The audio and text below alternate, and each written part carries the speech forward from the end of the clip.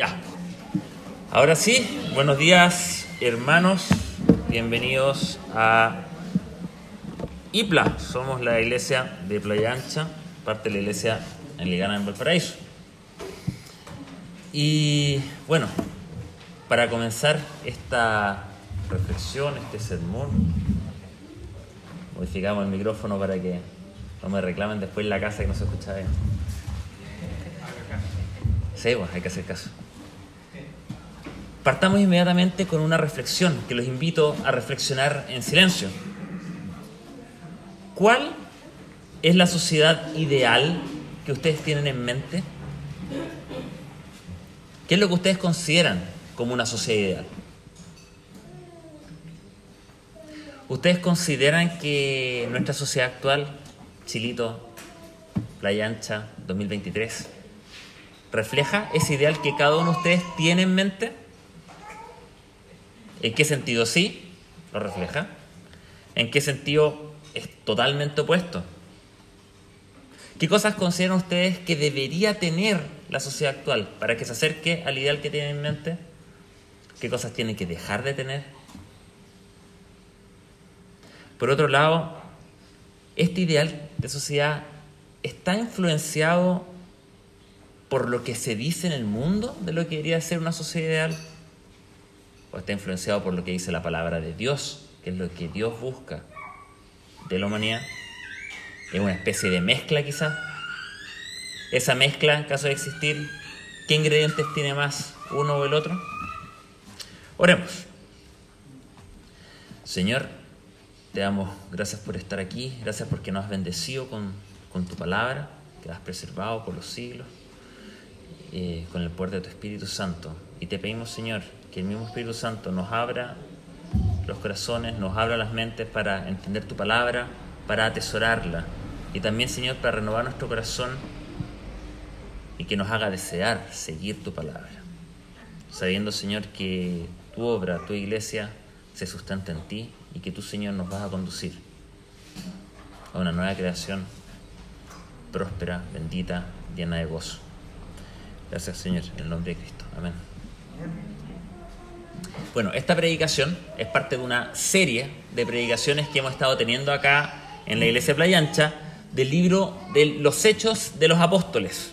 Llevamos ya un par de semanas predicando al respecto. Para los que no saben, recordemos todos que el libro de los Hechos de los Apóstoles es eso mismo, relata hechos de los apóstoles y los primeros discípulos de Cristo.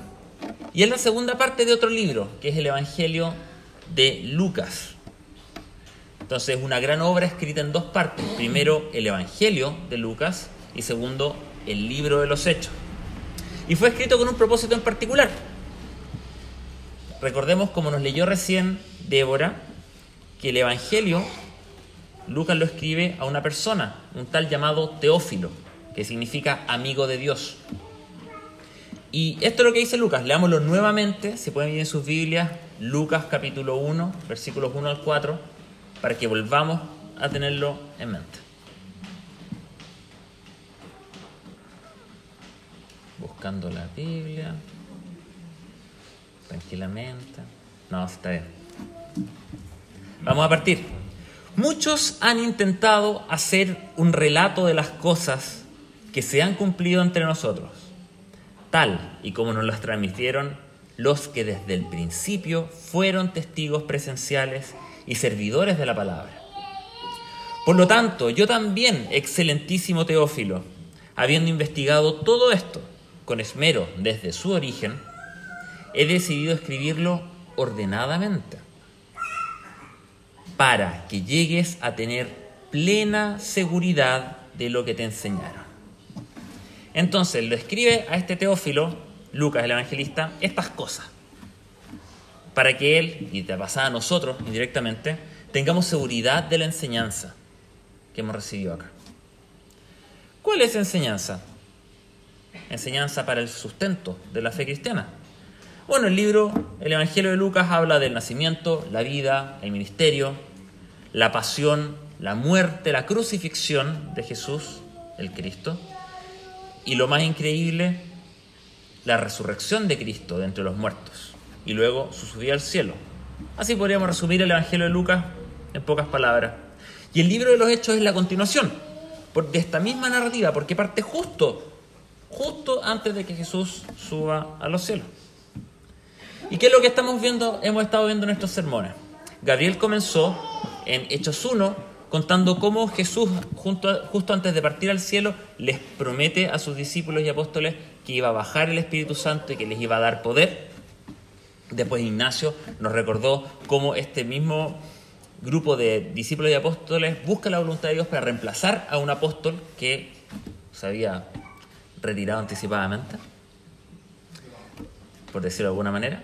Llegamos al capítulo 2 entonces, donde comienza a generarse algo que yo veo que es como germinar de la semilla que Dios plantó. En el Evangelio de Lucas, Dios planta una semilla con Jesucristo mismo, con su muerte por nosotros en la cruz y con su resurrección de entre los muertos al tercer día. Y esa obra, la obra poderosa, la resurrección de Cristo, se va manifestando más adelante, en Hechos capítulo 2. Recordemos que con eso es la obra de Dios de ir luchando y venciendo el pecado. Paso a paso, Jesús al resucitar, al vencer a la muerte, vence también al pecado, porque la misma Biblia dice que la paga del pecado es la muerte. Entonces, Pablo Rojas nos predicó hace 2 semanas cómo se manifiesta esto. En la celebración de Pentecostés, si se acuerdan, 50 días después de la Pascua de Resurrección, y por lo mismo en el relato, 50 días después de la resurrección de Cristo, baja el Espíritu con poder y empodera a los discípulos y apóstoles a hablar en lenguas frente a todo el pueblo en Jerusalén. Y acá está empezando a deshacer Dios las cosas malas que habían surgido con el pecado. De cierta manera, el evento de Pentecostés me recuerda a la Torre de Babel. En la Torre de Babel se reúne personas para hacer una torre y hacer su nombre famoso, y por eso Dios confunde las lenguas y dispersa a la humanidad. Acá lo que hace Dios es reunir personas, no en torno a un nombre famoso, sino en torno a Él, y las empodera para que puedan hablar muchas lenguas, deshaciendo así la maldición del pecado. Luego Benjamín, la semana pasada, nos habló que este mismo Espíritu Santo que empodera a los apóstoles, empodera al apóstol Pedro para predicarles el arrepentimiento y el perdón de pecados en el nombre de Cristo al pueblo judío. Recordemos que en Lucas nos muestra a otro Pedro, un Pedro que era fanfarrón, que hablaba mucho, pero a la hora de los que hubo, niega a Jesús. No una vez, 3 veces. Y después llora amargamente porque se vio que en buen chileno era de cartón. Pero acá vemos cómo el Espíritu Santo, de la misma manera que le dio poder a los discípulos para hablar en lenguas, le dio poder a Pedro para predicarle al mismo pueblo que había gritado y pedido la crucifixión para Jesús. Y los llamó al arrepentimiento, los llamó a creer en la resurrección de Cristo, y les dijo que quienes creían y eran bautizados iban a recibir el don del Espíritu Santo. Ese mismo Espíritu Santo que empoderó a la iglesia para hablar en lenguas, empoderó a Pedro para predicarles el Evangelio. Y así llegamos a la lectura de la semana de hoy. Vemos la respuesta a la predicación de Pedro. ¿Cómo reacciona la gente a la predicación apostólica? De cierta manera lo vemos a un ámbito interno, que podría ser capítulo 2 del 41 al 47, y un ámbito externo que es el capítulo 3 del 1 al 10. Así lo vi yo por lo menos. Comencemos entonces. Libro de los Hechos de los Apóstoles, capítulo 2, versículo 41, para que estén con sus Biblias atentos. Dice así: así pues, los que recibieron su mensaje fueron bautizados, y aquel día se unieron a la iglesia unas 3.000 personas. Entonces, en corto, la gente recibe el mensaje, se bautiza, se integra a la iglesia. Así era, por lo menos, al inicio de la era cristiana. El bautismo, recordemos que es un sacramento instituido por Dios y ordenado por Jesús mismo en Mateo 28, que cuando predicaran a las personas los bautizaran en el nombre del Padre, del Hijo y del Espíritu Santo, para todos quienes se arrepienten y creen en Él, que murió en la cruz por sus pecados y que resucitó. Luego, los versículos 42 al 47 hace una especie de resumen cómo vivía la primera comunidad cristiana. En el versículo 42 hace un resumen, que se mantenían firmes en la enseñanza de los apóstoles, en la comunión, en el partimiento del pan y en la oración. Veamos estas cositas un poco más detenidamente. Se reúnen en torno a la enseñanza de los apóstoles, que es lo que ellos le enseñaban de Dios, porque ellos también tenían autoridad para enseñarle. No se reunían simplemente porque eran judíos, no se reunían porque eran del mismo barrio, no se reunían porque eran del mismo grupo de judíos ni el mismo grupo social. No era un club social. Se reunían en torno a la predicación y a la enseñanza de los apóstoles. Básicamente se reunían en torno a la palabra de Cristo. Se mantenía firme en la comunión. ¿Cierto? La palabra comunión nos evoca, como dijo Benja la semana pasada, nos evoca a la Santa Cena, o la Santa Comunión, como le dicen algunos. Pero acá hablan con el hecho de que se mantenían firmes en ser comunidad, en vivir una vida en común. También se mantenían firmes en el partimiento del pan. Y acá podría ser sí una referencia más directa a la Santa Cena. Recordemos que la Santa Cena es el sacramento instituido por Cristo mismo, en el cual nosotros recibimos el pan y la copia, y por eso somos participantes por fe del cuerpo y de la sangre de nuestro amado Señor Jesucristo, que es lo que dice el libro de oración común, que es el libro de liturgia, de cómo el de la Iglesia Anglicana, cómo nosotros hacemos los cultos, básicamente. Eso es básicamente el primer gran resumen. Esto a mí me recuerda a un documento que tenemos en la Iglesia Anglicana que se llama los 39 artículos, que básicamente es la confesión de fe. Resume en pocas palabras qué es lo que los anglicanos vamos creyendo con distintos temas. Y de estos 39 artículos hay uno que es el número 19, que se llama de la Iglesia. Y resume también qué es lo que es la Iglesia. Dice lo siguiente: la Iglesia visible de Cristo es una congregación de fieles, en la cual es predicada la pura palabra de Dios y los sacramentos son debidamente administrados conforme a la institución de Cristo,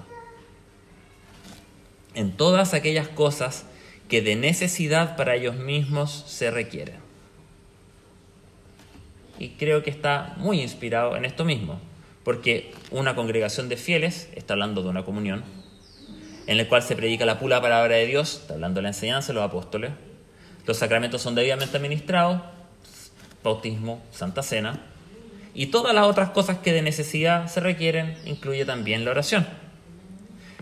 Eso es básicamente el quehacer de la Iglesia. Por allá está orientada la cosa.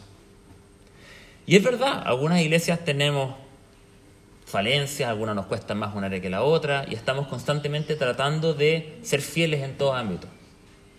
Pero si alguna iglesia o congregación de fieles cojea en alguna de estas áreas y no le es problema que está cojeando en una de estas áreas, bueno, quizás la cosa es un poco más seria. Y quizás uno puede cuestionarse si ese grupo de fieles realmente tiene una vocación de cumplir el rol de la iglesia. Entonces, preguntémonos, en base a todas estas otras cosas, ¿por qué nos estamos reuniendo? ¿Nos estamos reuniendo para la enseñanza de los apóstoles? ¿O nos estamos reuniendo para comentar la semana? ¿Nos estamos reuniendo por costumbre? ¿Porque mi papá me trajo? ¿Nos estamos reuniendo porque ya conozco a Gabriel de hace 15 años, entonces es un tema de costumbre? Se me hace rara la semana si no lo tengo presente. ¿Estamos haciendo comunión de verdad o comentamos del clima? ¿Estamos orando unos por otros? ¿Estamos orando unos con otros?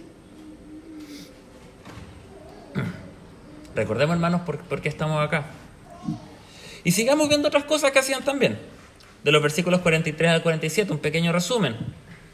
Todos juntos tenían todo en común, vendían propiedades, compartían los bienes entre ellos. Se reunían en el templo todos los días para orar.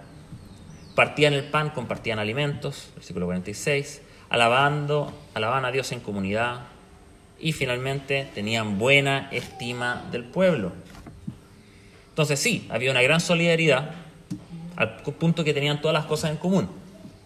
Pequeño paréntesis, distintas iglesias, distintos lugares, en distintas épocas, han interpretado esto de distintas maneras. ¿Qué significa tener todas las cosas en común?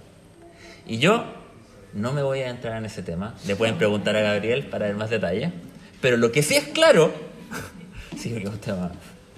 Lo que sí está claro es que uno no veía, los miembros de la iglesia no veían el bienestar de uno como lo único. Uno veía el bienestar del otro era tan importante como el de uno. Y vendían cosas, compartían cosas, se preocupaban unos por otros en cosas bien prácticas. Buscaban apoyarse. ¿Cierto? Entonces acá vemos una iglesia que también compartían alimentos, una iglesia que alababan a Dios juntos. Y así estamos viendo de cierta manera una nueva sociedad que Dios está armando en medio de un pueblo que, como bien dice conocer a Dios, pero a veces parece que lo conoce más de palabra que de corazón.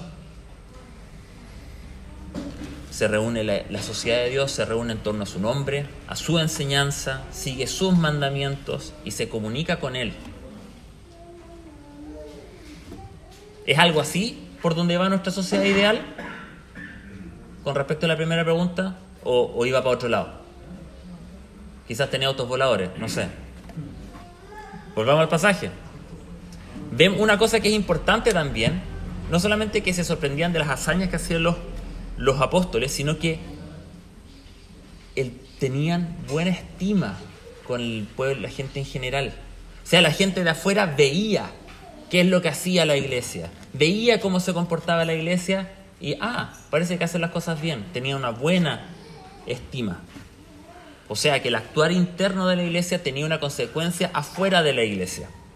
Y por eso es que a mí siempre me llama mucho la atención el impacto que tuvieron los hermanos pentecostales en Chile hace 100 años. Porque, usando la expresión a veces despectiva, no era solamente el canutito, entre comillas, que predicaba en la calle y andaba con pandero, sino que eran personas cuyas vidas eran cambiadas, eran personas que vivían en una comunidad y ellos sabían que se reunían, y era una comunidad que se apoyaba, que se animaba. Personas que quedaban en la calle eran acogidas y vivían con ellos. Era realmente una pequeña sociedad distinta, aparte, que generaba un impacto. Y eso claramente generaba un impacto, porque a veces esos lazos con la gente de la iglesia era incluso más fuerte que lazos familiares en algunos. Pero esa es la interna. ¿Qué pasa afuera? Y aquí vamos al capítulo 3. Porque vemos que por un lado está la predicación, que Benjamín la semana pasada lo explicó con más detalle, pero también está las declaraciones que hace, como Pedro es el paralítico, y también está las señales y el servicio amoroso que hacen hacia afuera. Es verdad, en esta iglesia nosotros no solemos andar declarando sanidad, no todas las iglesias lo hacen, también hay diferencias de opinión al respecto, pero sí podemos servir a nuestra ciudad de distintas maneras. Hace años que existe el Ejército de Salvación, por ejemplo, existen hospitales donde hay capellanes, existen voluntariados de distintos tipos, e incluso ahora, algunas de las capacitaciones que hicimos en IPLA es para el cuidado del trauma. Competente del trauma, muchas gracias. Cuidado competente del trauma, algo muy particular en una necesidad de nuestro país que es la infancia vulnerada. Eso también es un testimonio para las personas, de que los cristianos son distintos, de que la sociedad que crea a Dios es distinta y que sirve a la sociedad. Entonces acá vemos una forma de interactuar en el mundo, predicar la palabra, servir a las personas. De cierta manera estamos declarando el amor de Cristo, se lo estamos presentando al mundo y les damos una muestra médica del amor de Cristo, para que vean de qué se trata. ¿Así testificamos como iglesia? ¿Esa es la sociedad que le estamos mostrando al mundo? ¿La sociedad que arma? Obviamente no puedo no contextualizarme donde estamos, sabiendo que mañana va a ser un día importante y complejo. Así se cumplen 50 años de un proceso bien doloroso para Chile. Se generó una grieta en nuestro país que separó a personas por bando. Se separaron colegios, se separaron lugares de trabajo, se separaron familias y se separaron iglesias por este tema. Y como parece ser, no estaba nada tan sanada la cosa como creíamos. No estaba nada tan superada. Bajo la superficie todavía hay rencillas, todavía hay diferencia, todavía hay odio. Y nosotros como cristianos no estamos llamados a caer en lo mismo que cae el mundo, a sumarse a un bando o al otro, a declarar odio y odiosidades, sino que estamos llamados primeramente a buscar a Cristo. Estamos llamados a buscar esta nueva sociedad que hace Dios, buscar su palabra, como lo vemos en el pasaje. Porque al final, ambos bandos, cuando el mundo se divide en bandos, al final de las cosas no buscan a Dios. Por algunos están mirando ideologías que no tienen nada que ver con Cristo. Otros tienen formas de pensamiento que miran solamente a lo que pasa en la tierra. Otras veces solamente buscan un marcador económico. Otras veces ven un beneficio político. Pero de todas maneras, algunos se enjuagan la boca con Cristo para hacer calzarlo con lo que ellos quieren. Pero no buscan al Cristo de la palabra, al Cristo resucitado. Por eso es que la nueva sociedad que Dios genera en Cristo no tiene los ojos puestos en el mundo, los tiene en la nueva creación. Y está llamada a ser primeramente una luz a las naciones, como dijo Jesús en el Sermón del Monte, concentrándose en su mensaje, buscando el beneficio de la iglesia y a través de la iglesia el del mundo. Así busca la sanación del mundo. Entonces, con eso podemos decir, hermanos, que tenemos que seguir a la iglesia primitiva, tenemos que mantener la enseñanza, la comunión, la oración, ¿cierto? Tenemos que ser testigos de la palabra como iglesia, adentro y también afuera. Amar prácticamente al mundo. Ya estamos. Creo que con eso quedamos bien desafiados para este domingo, para mañana, para las próximas semanas. O quizás nos falta algo.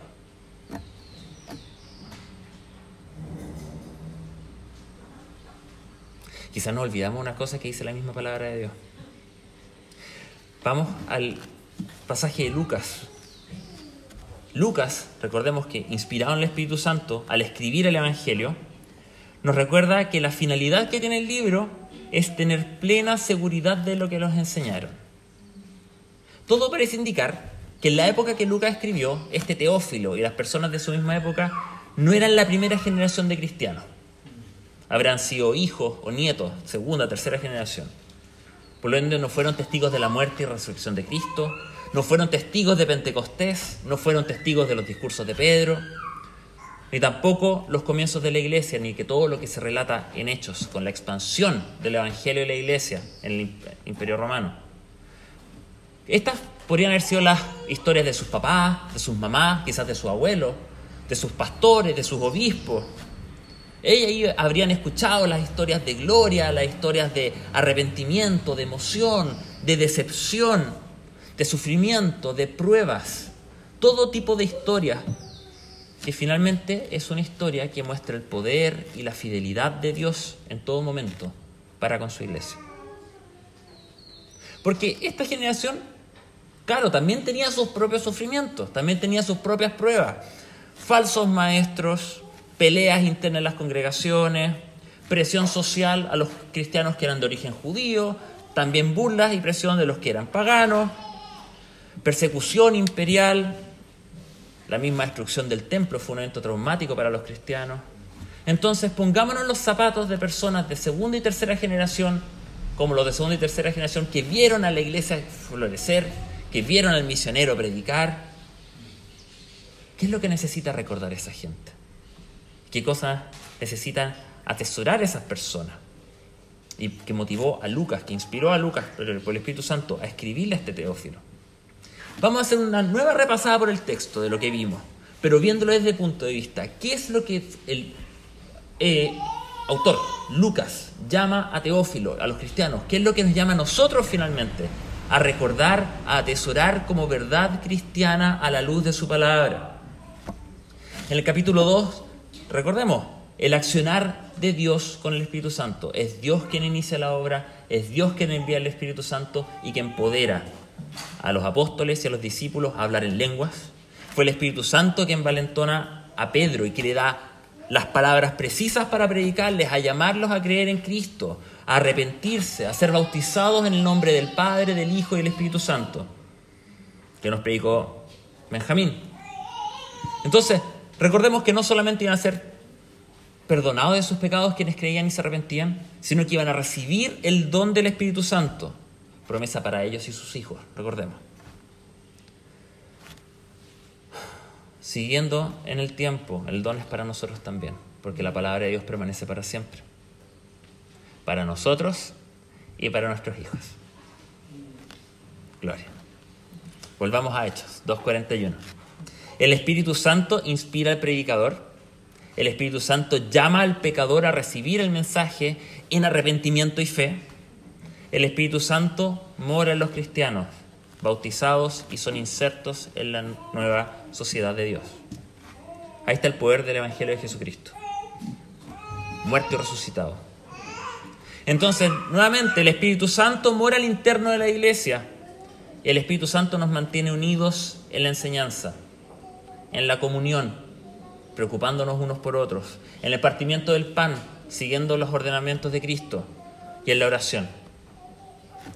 Finalmente no son nuestras obras, no es esfuérzate, ora por tu hermano, preocúpate. ¿Es importante que lo hagamos? Por supuesto. Pero finalmente no son nuestras obras, sino que es la obra del Espíritu Santo en nosotros. Y nos capacita para vivir en esta sociedad de Dios, de acuerdo con los preceptos de Dios. Entonces, por más que intentemos y nos frustremos en tratar de llamar a Gabriel y mandando mensajes a medianoche, oye, ¿te acordaste de esto? Escribe la carta a Francisco. Finalmente, es el Espíritu Santo que nos anima y nos empodera. En el mismo caso que Pedro, le predica al hombre paralítico, así como el sermón de Hechos 2, fue el Espíritu Santo. Y fue a tal nivel que Pedro lo hace explícito. No tengo oro ni plata, porque él estaba pidiendo limosna. Pero ¿qué es lo que tiene? Poder de Dios, que es el Espíritu Santo que actúa en él. Y en ese poder, con el poder del Espíritu Santo, no el de Pedro, si Pedro era un pescador, tenía las manos pasadas a pescado, no había más que eso.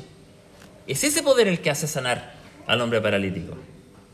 Entonces, en resumen, la sociedad de Dios, que es la iglesia, es creada por Dios, mantenida, nutrida y expandida por el poder de Dios y de su Evangelio, en el nombre de Jesucristo, en el poder del Espíritu Santo. Y así es como 2000 años seguimos acá. Nosotros, si se recuerdan los que son de la congregación, la semana pasada recibimos noticias duras, complicadas.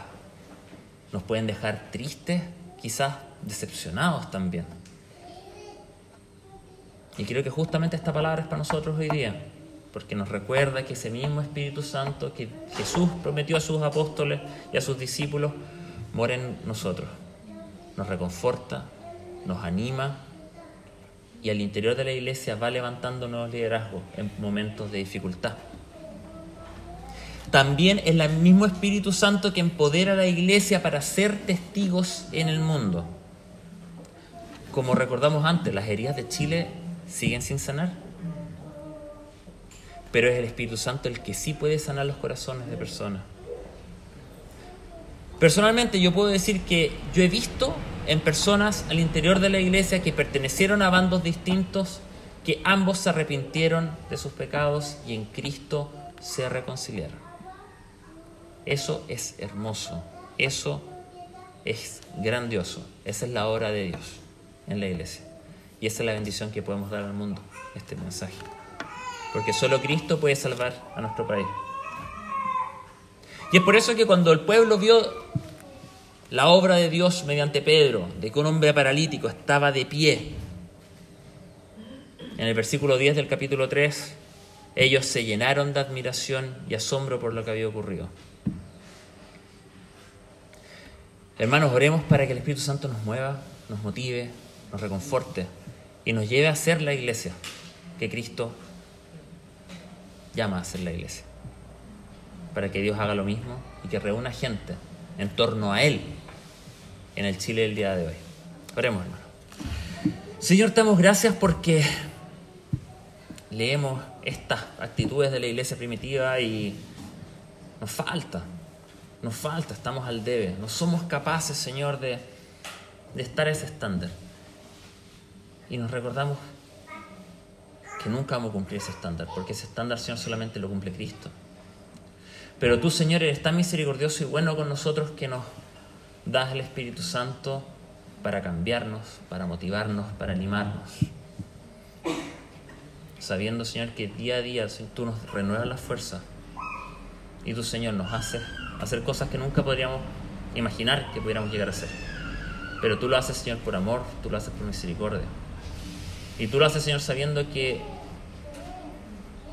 tú, Señor, levantas la iglesia y tú la mantienes. Por lo mismo confiamos en ti, Señor, de que tú nos vas a sostener, nos vas a animar.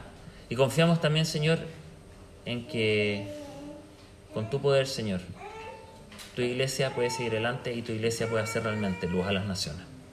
Confiamos en eso, en nombre de tu Hijo, Cristo Jesús. Amén.